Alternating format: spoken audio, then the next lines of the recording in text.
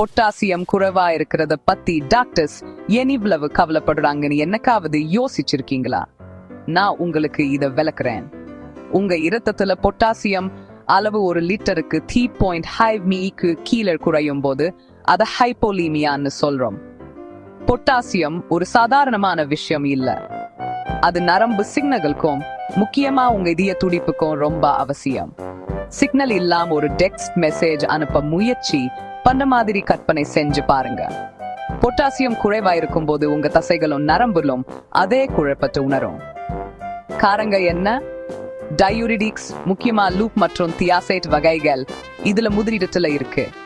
வாந்தி, வயிற்றுப்போக்கு, ஏன் மலமிளக்கிகளை தவறா பயன்படுத்துது சூட உங்க பொட்டாசியத்தை சீக்கிரமா குறைச்சிடும். ஹைப்பரால்டோஸ்டெரோனிசம் மற்றும் குஷிங்ட்ரோம் போன்ற நாளமில்லா சுரப்பி பிரச்சனைகளும் இதுல ஒரு பங்கு வகிக்குது. சில சமயம் பொட்டாசியம் செல்களுக்குள்ள போறதுதான் காரணம். இன்சுலின் பயன்பாடு, ஆல்கலோசிஸ் அல்லது அல்பியூடரால் போன்ற பேட்டா அகோனிஸ்ட் மருந்துகளை நினைச்சு பாருங்க. ஆம், அரிதாக போதுமான பொட்டாசியம் சாப்பிடாததும் இதுக்கு காரணமா இருக்கலாம். ஹைப்போகலீமியா எப்படி இருக்கும்?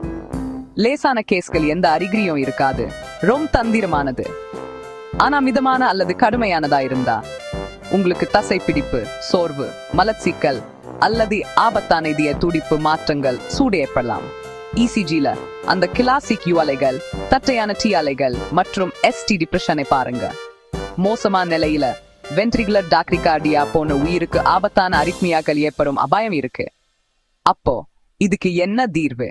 லேசான கேஸ்களுக்கு வாய்வழி பொட்டாசியம் அல்லது பொட்டாசியம் நிறைந்த உணவுகள், வாழைப்பழம், ஆரஞ்சு, அவகாடோ மற்றும் கீரை பொதுவாக வேலை செய்யும். கடுமையான கேஸ்களுக்கு உங்களுக்கு IV பொட்டாசியம் தேவைப்படும். ஆனா மெதுவா கொடுங்க, ஒருபோதும் அவசரப்படாதீங்க. மேலும் ஆரம்பத்தில இழப்புக்கு என்ன காரணம்னு கண்டுபிடிச்சு சிகிச்சை அளிக்கணும். மெக்னீசியத்தையும் பரிசோதிக்க மறக்காதீங்க. அது பொட்டாசியத்தோட சேர்ந்துதான் சேட்டை பண்ணும். ஞாபகம் வச்சுக்கோங்க, பொட்டாசியம் உங்க இதயத்தை சீராக துடிக்க வைக்கும். ஹைப்போகலீமியா உங்களை அறியாம வர்றதுக்கு விடாதீங்க.